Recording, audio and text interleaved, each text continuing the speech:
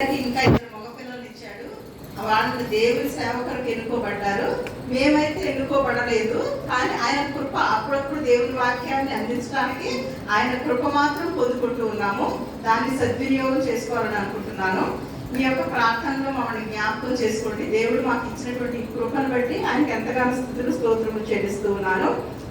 నాకు కలిగిన కొద్దిపాటి బైబిల్ పరిజ్ఞానం నుండి, పరిజ్ఞానం అంటే పరిజ్ఞానం అని అనుకోకండి, కొద్ది మాటలు మాత్రం దేవుని యొక్క మాటలను పంచుకోవాలని మీతో అనుకుంటూ ఉన్నాను. తిమోతికి రాసిన మొదటి పత్రిక 3వ అధ్యాయము 9వ వచనము.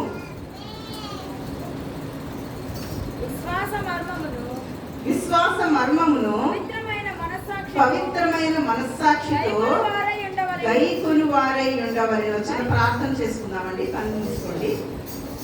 స్తోత్రం స్తోత్రం స్తోత్రం స్తోత్రం స్తోత్రం స్తోత్రం స్తోత్రం. మహాపరిశుద్ధులను మహోన్నతులను సర్వశక్తిమంతులను దయగలిగిన మా ప్రియపరలోక తండ్రి, మీ ఘనమైన పరిశుద్ధ పాదములకు స్తోత్రాలు స్తుతులు మహిమ ఘనత ప్రభావం చెల్లిస్తూ ఉన్నానయ్యా.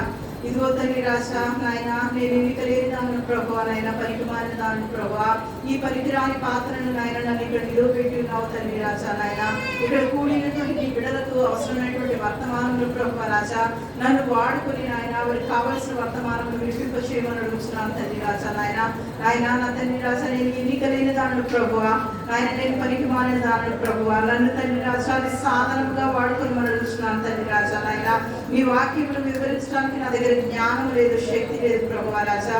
ఆయన నన్ను నా జ్ఞానమును మరుగుపరిచి రాజా, నీవే మహిమా కర్త ప్రభావం పొందు రాజా నాయన.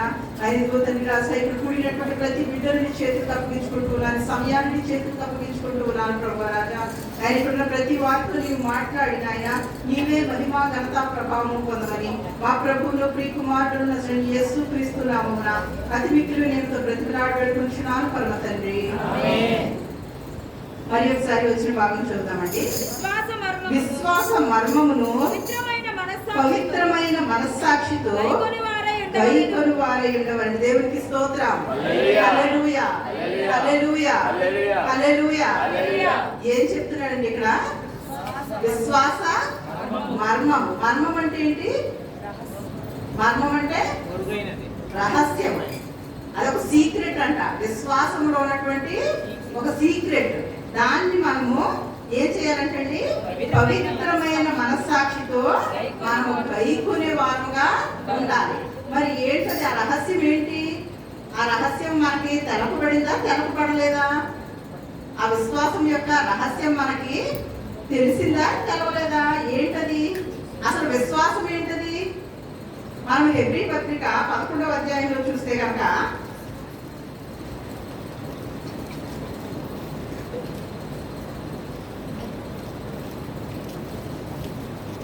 హెబ్రీ పత్రిక 11వ అధ్యాయము 1వ వచనం చూడండి.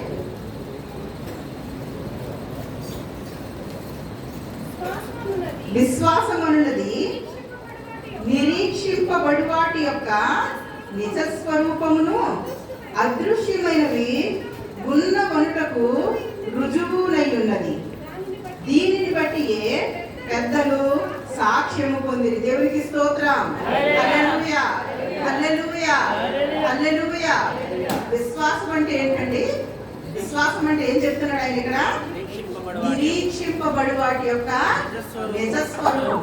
మనం దేని గురించి అయితే నిరీక్షిస్తున్నామో, ఎదురు చూస్తున్నామో దాని యొక్క నిజస్వరూపము. అదృశ్యమైనవి ఉన్నవి. మనకు కనపడట్లేదు. అది అదృశ్యం అంటే ఏంటి? చూడలేకపోతున్నాం. మనం చూడలేని వాటిని అవి ఉన్నాయి అని మనము నమ్మడమే విశ్వాసం.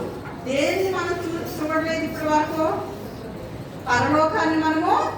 మీరు ఎవరైనా చూసారా? వెళ్ళొచ్చారా? ఎప్పుడైనా వెళ్ళొచ్చారమ్మా? రాజమండ్రి వెళ్ళొచ్చారా? ఎంతమంది వెళ్ళారు రాజమండ్రి? వెళ్ళారా? వెళ్ళిన వాళ్ళు ఒకసారి గట్టిగా దేవునికి స్తోత్రం చెల్లించండి. పరలోకం వెళ్ళొచ్చిన వాళ్ళు ఒకసారి గట్టిగా దేవునికి స్తోత్రం చెల్లించండి. వెళ్ళారా? మనం నమ్ముతున్నారా పరలోకం ఉందని? మీరు చూడలేదు కదా. రాజమండ్రి ఉందా? కొవ్వూరు ఉందా? మీకు ఎలా తెలుసు? మీరు చూశారు. మరి పరలోకం ఉందా? ఉందా? మీకు ఎలా తెలుసు? చూసారా? అదే చెప్తున్నాడు ఆయన. పరలోకం ఉంది అని మనం చూడలేదు కానీ మనము ఏం చేయాలి? నమ్మాలి, విశ్వసించాలి. అదే విశ్వాసం యొక్క నిజస్వరూపం. మనం చూడని వాటిని మనము విని తెలుసుకున్న వాటిని మనం విశ్వసించాలి. పరలోకం మన కోసం ఉంచబడింది. నేను బాప్తిసం పొంది రక్షణ పొంది దేవుళ్ళలోకి నడిపించబడితే ఆ పరలోకంలో ఒక సీటు నా కోసం అక్కడ రిజర్వ్ చేయబడింది. దేవునికి స్తోత్రం. హల్లెలూయా, హల్లెలూయా, హల్లెలూయా. ఆ పరలోకంలో నేను కూడా త్వరలో ఉంటాను అని నమ్ముతున్నారా మీరు? లేదు, ఇప్పుడు నమ్మకం లేదు. లేదా? పరలోకంలో మీరు ఉంటారా? ఉంటారా? ఉండాలి అని కోరుకుంటున్న వాళ్ళు దేవునికి స్తోత్రం చెల్లించండి. హల్లెలూయా, హల్లెలూయా. బాప్తిసం తీసుకుంటారు కదా, మీలో ఎంతమంది బాప్తిసం తీసుకున్నారా? దేవునికి స్తోత్రం. చాలా మంది బాప్తిసం తీసుకున్నారు. ఎందుకోసం తీసుకున్నారు బాప్తిసం? మీ యొక్క పాపములన్నీ కడగబడాలని, దేవుడిలో మీ యొక్క పాపములన్నీ కడగబడాలని బాప్తిసం తీసుకొని రక్షణ పొంది దేనికోసం? ఎందుకు పాపాలు కడగబడాలి? మీ యొక్క పాపాలు కడగబడకపోతే కనుక ఎక్కడికి వెళ్ళరు మీరు? దేవుని యొక్క రాజ్యాన్ని, పరలోక రాజ్యాన్ని మీరు చూడలేరు, అక్కడికి వెళ్ళలేరు. కాబట్టి మీరు ఏం చేయాలి? బాప్తిసం పొంది రక్షణ పొంది నిరీక్షించాలి. దేనికోసం? నాకు ఒక స్థానం అక్కడ ఉంది, దేవుని యొక్క రాజ్యములో నాకు ఒక స్థానం ఉంది అని మనము నిరీక్షించాలి. అది అంటున్నాడు ఇక్కడ 11వ అధ్యాయంలో. విశ్వాసం అన్నది నిరీక్షింపబడు వాటి యొక్క నిజస్వరూపమును అదృశ్యమైనవి ఉన్నవి అనుటకు రుజువు. ఇప్పుడు నమ్ముతున్నారా? మనకి కనబడని పరలోకం ఉందని నమ్ముతున్నారా? యేసు ప్రభు మన కోసం మరణించాడు అని నమ్ముతున్నారా? తిరిగి లేచాడు అని నమ్ముతున్నారా? ఎంతమంది నమ్ముతున్నారండి? చాలా తక్కువ మంది నమ్ముతున్నారు. యేసు ప్రభు మన కోసం మరణించలేదా? తిరిగి లేవలేదా? యేసయ్య ఉన్నారా? ఆయన తిరిగి పరలోకానికి వెళ్ళాడా? మన కోసం స్థలం సిద్ధపరిచాడా? దేవునికి స్తోత్రం చెల్లించండి. హల్లెలూయా, హల్లెలూయా, హల్లెలూయా. ఇప్పుడు మన మధ్య ఉన్నాడా? ఆయన ఉన్నాడా? నమ్ముతున్నారా? దేవునికి స్తోత్రం. ఇది విశ్వాసము యొక్క మర్మం. ఏంటండి? మొదటి వచనం గుర్తుందా? ఏం చదువుకున్నాం? తిమోతి, విశ్వాస మర్మమును పవిత్రమైన మనస్సాక్షితో గై కొనాలంట. దేవునికి స్తోత్రం. హల్లెలూయా. ఈ విశ్వాసములో ఉన్నటువంటి ఈ మర్మాన్ని మనం ఏం చేయాలండి? పవిత్రమైన మనసుతో మనము గై కొనాలి. కొలస్సీ పత్రిక 1వ అధ్యాయము 27వ వచనం చూడండి.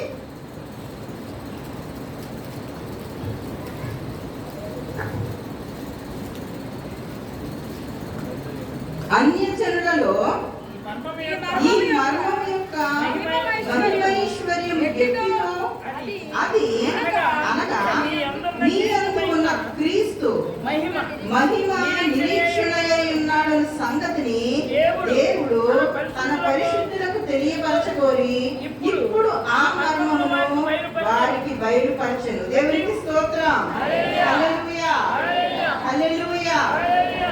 ఆ మర్మం ఏంటంటే, ఆ మర్మము ఏంటంట? మీ యందు ఉన్న క్రీస్తు మహిమ నిరీక్షణ అయి ఉన్నాడు. మన యందున్న క్రీస్తు ఎవరై ఉన్నాడండి? మహిమ నిరీక్షణ అయి ఉన్నాడు. ఈ యొక్క విశ్వాసాన్ని మనం ఎలా అనుసరించాలంట? ఈ యొక్క విశ్వాసాన్ని మనం ఎలా అనుసరించాలంట? మర్చిపోయారు, మొదటి వచ్చిన మళ్ళీ పవిత్రమైనటువంటి మనస్సాక్షితో ఈ మర్మాన్ని మనము నమ్మాలి. మీరు లూకాసు వార్తలో 18వ అధ్యాయంలో ఇక్కడ ఒక ఇద్దరు మనుషులు కనపడుతున్నారు చూడండి. మీకు ఎలాంటి అయితే బాగా అర్థమవుతుంది. లూకాసు వార్త 18వ అధ్యాయం 9వ వచనం నుండి చదువుకుందాం. తామే నీతిమంతులని తమ్ము నమ్ముకొని ఇతరులను తృణీకరించు కొందరితో ఆయన ఈ ఉపమానము చెప్పాను.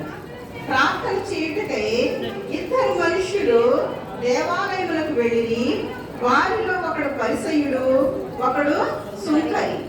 పరిసయ్యుడు నిలువబడి, దేవా, నేను చోరులను, అన్యాయస్తులను, వ్యభిచారులను అయిన ఇతర మనుష్యుల వలనైనను ఈ సుంకరి వలనైనను ఉండనందుకు నీకు కృతజ్ఞతాస్తుతులు చెల్లించుచున్నాను.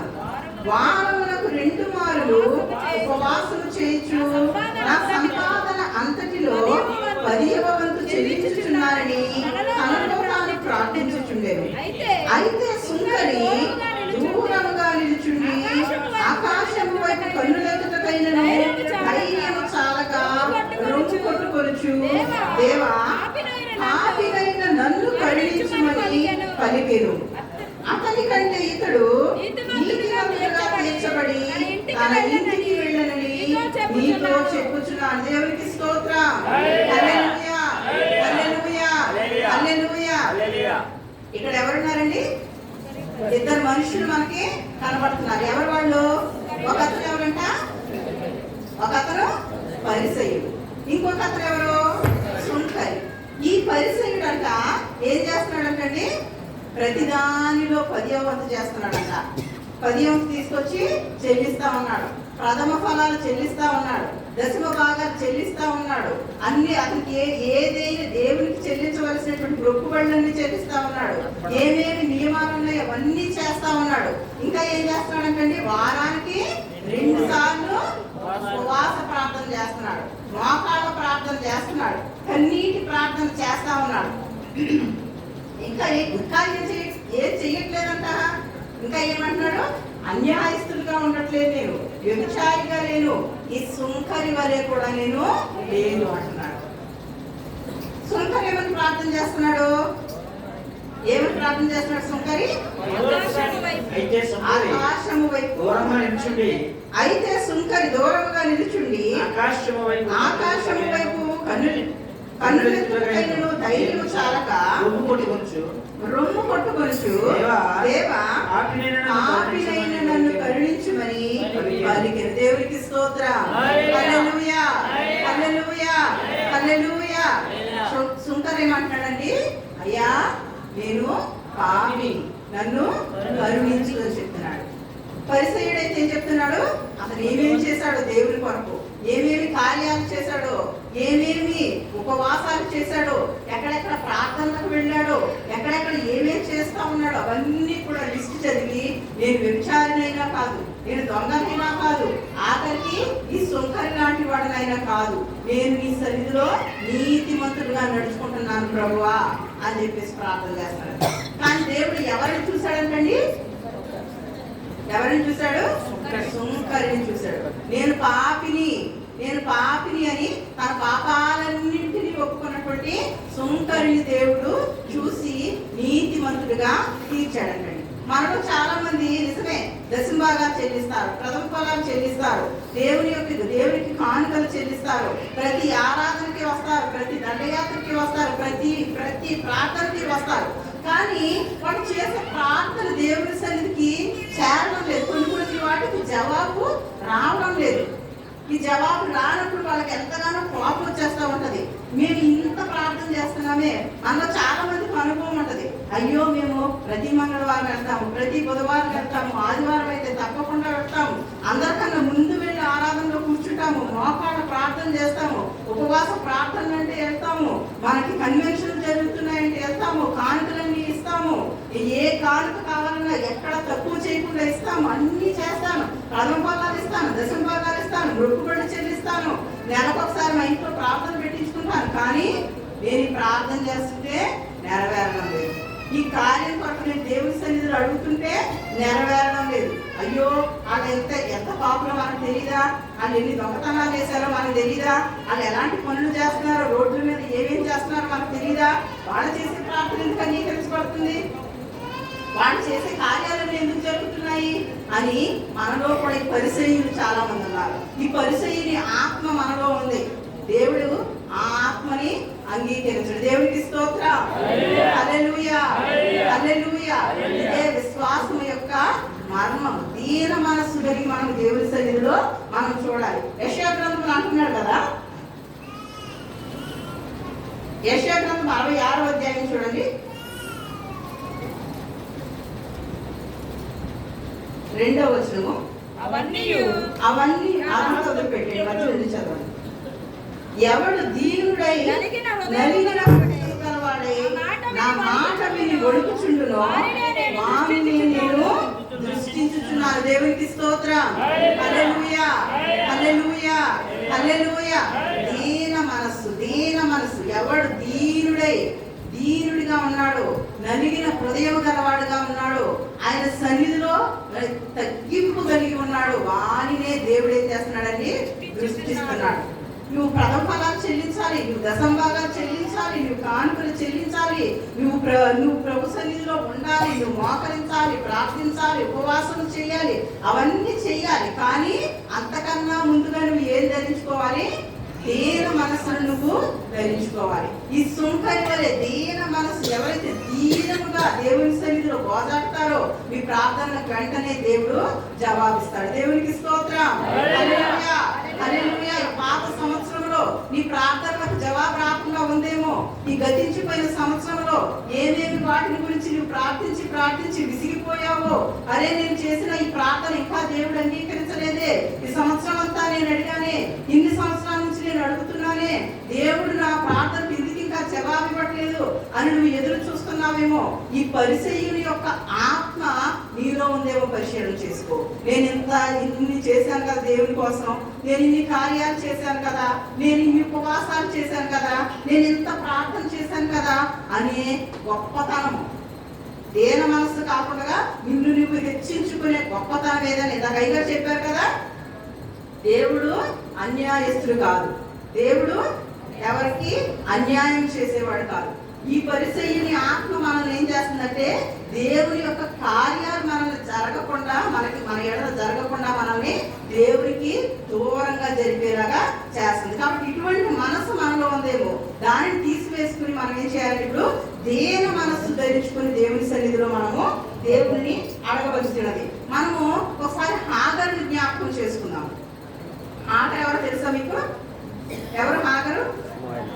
అబ్రహాముకి శారా ఇచ్చినటువంటి భార్య.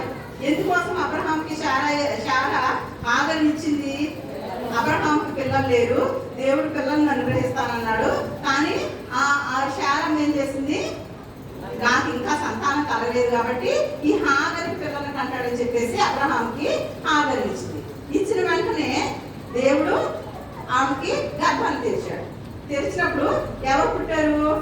ఇష్మాయేలు పుట్టాడు. ఇష్మాయేలు పుట్టిన తర్వాత శారా గర్భవతి అయిన తర్వాత ఇప్పుడు ఈవిడ కాస్త ఇబ్బంది పెట్టిందని చెప్పి ఏం చేసింది? శారా హాగరుని ఇష్మాయేలుని బయటికి పంపించేసింది. ఇప్పుడు బయటికి పంపించేసినప్పుడు ఇంతకు ముందు ఒకసారి కూడా బయటికి వెళ్ళిపోయేది. బయటికి వెళ్ళిపోయినప్పుడు దేవుడు ఏం చెప్పాడు హాగరుతో తెలుసా? అసలు హాగరు తెలుసా? దేవునికి స్తోత్రం. హల్లెలూయా, హల్లెలూయా. హాగరు మొదటిసారి బయటకు వచ్చేసినప్పుడు ఏడుస్తా ఉన్నప్పుడు, అటు ఇటు తిరుగుతా ఉన్నప్పుడు, అప్పుడు దేవుడు ఏం చెప్పాడంటే, అమ్మా నీ సంతానాన్ని నేను ఆశీర్వదిస్తాను, విస్తరింప చేస్తాను, నువ్వు ఎక్కడి నుండి వచ్చావో అక్కడికి వెళ్ళిపోన్నాడు. మళ్ళీ వెనక్కి తిరిగి వెళ్ళిపోయింది. ఎక్కడికి వెళ్ళిపోయింది? ఆ శారం దగ్గరికే వెళ్ళిపోయింది. అబ్రహాము శారాల దగ్గరికే వెళ్ళిపోయింది. ఇప్పుడు కుమారుని కన్న తర్వాత ఇప్పుడు మళ్ళీ ఏం చేయబడింది? గెంటు వేయబడింది శారా చేత. గెంటు వేయబడినప్పుడు బయటకు వచ్చేసిన తర్వాత ఇప్పుడు ఎడారిలోకి వెళ్ళిపోయిన తర్వాత ఈ దగ్గర ఏమైపోయిందండి? నీరు అయిపోయింది, ఆహారం అయిపోయింది. ఇప్పుడు ఈ కుమారుడు దప్పిక చేత, ఆకలి చేత సొమ్మసిల్లిపోయి ఏడుస్తా ఉన్నాడు. ఏడుస్తా ఉంటే వాడి చావును నేను చూడలేను అని చెప్పి ఏం చేసింది హాగరు? ఆ ఇష్మాయేలుని పక్కన పడేసి దూరంగా వెళ్ళి కూర్చుని ఏడుస్తా ఉందట. అక్కడ మనకు ఒక వచనం రాయబడింది. ఏమని రాయబడిందంటే, ఇష్మాయేలు యొక్క ఏడుపుని దేవుడు విన్నాడు. దేవునికి స్తోత్రం. హల్లెలూయా, హల్లెలూయా. మరి హాగరు ఏడ్చిన ఏడుపు దేవుడు ఎందుకు వినలేదు? హాగరు ఏడవలేదా? ఏడ్చింది కదా. మరి హాగరు ఏడ్చిన ఏడుపు దేవుడు ఎందుకు వినలేదు? హాగరు హృదయంలో ఏముందో తెలుసా? శారా మీద కోపం.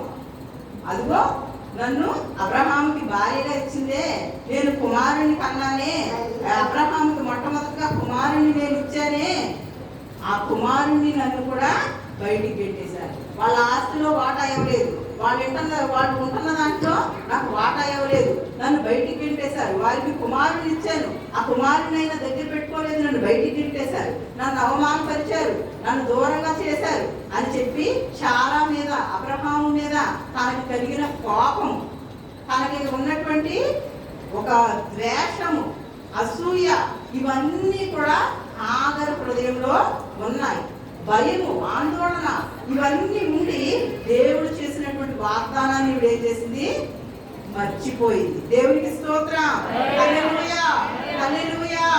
దేవుడు ఆశీర్వదిస్తానన్నాడు, దేవుడు తన సంతానాన్ని విస్తరింపచేస్తానన్నాడు, ఇసుక రేణువులంత విస్తారంగా చేస్తానన్నాడు. ఈ వాగ్దానాన్ని ఇవిడ ఏం చేసింది? మర్చిపోయింది. దేవుడు చంపేస్తున్నాడు అనుకుంది, చావనిస్తున్నాడు అనుకుంది ఇష్మాయిల్ని చనిపోబోతున్నాడు అనుకుంది. కానీ దేవుడు తన వాగ్దానాన్ని మర్చిపోయే దేవుడు కాదు. ఎంత కన్నీరు కార్చిందో, తన యొక్క ఆహారం అయిపోయింది, నీళ్ళు అయిపోయింది, తన కుమారుడు మరణ దశలోకి చేరిపోయాడని కన్నీరు కార్చింది. కానీ తన స్వరం దేవుని దగ్గరికి చేరలేదు. ఎందుకంటే తన హృదయంలో ఉన్న ద్వేషము, తన హృదయంలో ఉన్నటువంటి మత్సరము, తన హృదయంలో ఉన్నటువంటి నింద, ఇవన్నీ కూడా ఆమె యొక్క ప్రార్థనని దేవుడి దగ్గరికి చేరకుండా అడ్డము వేయబడింది. దేవునికి స్తోత్రం. హల్లెలూయా, హల్లెలూయా. ఈ పాత సంవత్సరంలో చేస్తున్న ప్రార్థనలు మీరు ఒకవేళ ఆపివేయబడ్డాయేమో, దేవుడి చెంతకు చేరకుండా ఉన్నాయేమో, మీ ప్రార్థనలకు ఇంకా జవాబు రాకుండా ఉన్నాయేమో, ఏమి అడ్డం వస్తుంది మీ ప్రార్థనకని మీరు ఆలోచన చేసుకోవాల్సి ఉన్నది. లూకా సువార్త 17వ అధ్యాయము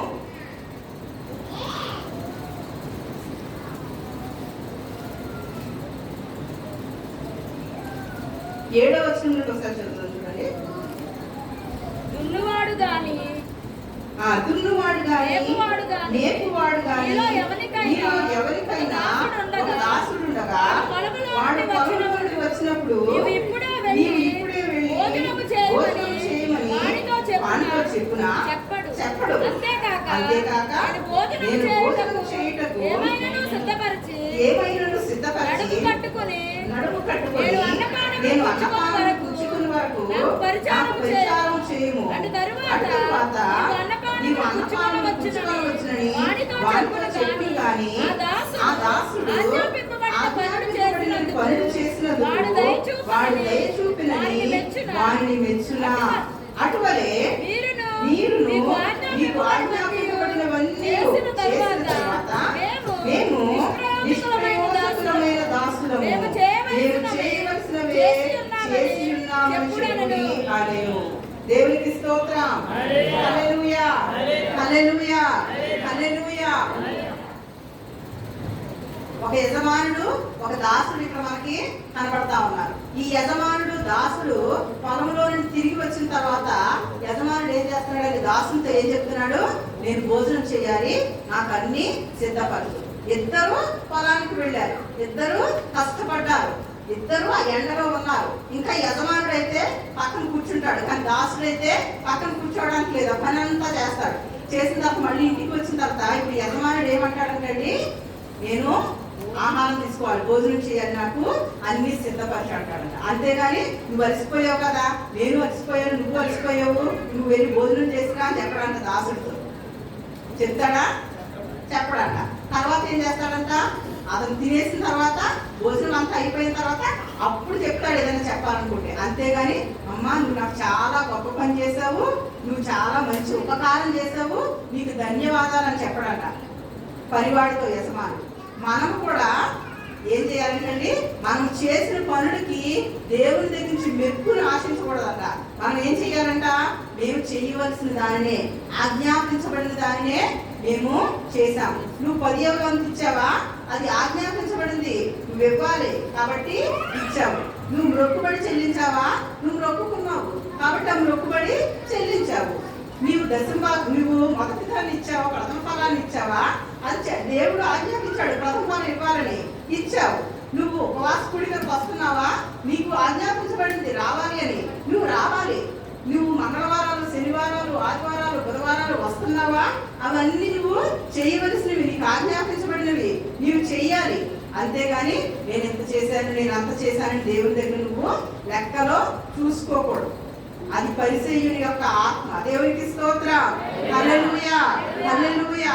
ఎవడైతే దీనుడై దీన మనసు కలిగి నలిగిన హృదయంతో దేవుని ఎదుట సుంకరి వలె ప్రార్థన చేస్తా ఉన్నాడు, నేను అయ్యా నేను పాపిని, నేను చేయవలసిన వాటిని కూడా నేను చేయలేకపోతున్నాను, నేను ఇవ్వవలసిన ప్రథమ ఫలాలు ఇవ్వలేకపోతున్నాను, నేను ఇవ్వవలసిన దశమ భాగాలు ఇవ్వలేకపోతున్నాను, నేను చేయవలసిన ఉపవాసాలు చేయలేకపోతున్నాను, నేను నీ కొరకు ఏది కూడా ఎక్కువగా ఇప్పటి వరకు చేయలేదు అని దీనుడై దేని మనసుతో ఎవరైతే ప్రార్థన చేస్తా ఉన్నారో వారి ప్రార్థన దేవుడు తీసుకుంటూ ఉన్నాడు. దేవునికి స్తోత్రం.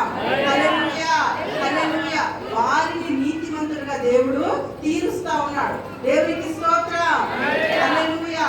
ఇదే విశ్వాసం యొక్క మర్మము, దీనత్వము. దీనత్వాన్ని నువ్వు ధరించుకోవాలి. లేని వాటిని దేవుడు నీకు అనుగ్రహిస్తాడని నువ్వు విశ్వసించాలి.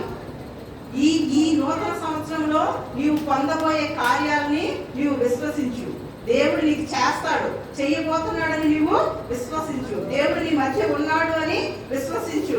దానిని ఎలాగైతే ఈ సుంకరి ప్రార్థన చేస్తా ఉన్నాడు దేవుని సన్నిధిలో, అలాగ దేవుని మనసుతో నువ్వు ప్రార్థన చేస్తే గనక, దీనుడు ఆయన సన్నిధిలో మోకరించి అడిగితే గనక నూతన కార్యాలు దేవుడు నీ జీవితంలో చేయబోతున్నాడు. ఈ కొద్ది మాటలను దేవుడు దీవించును గాక. ఆమేన్.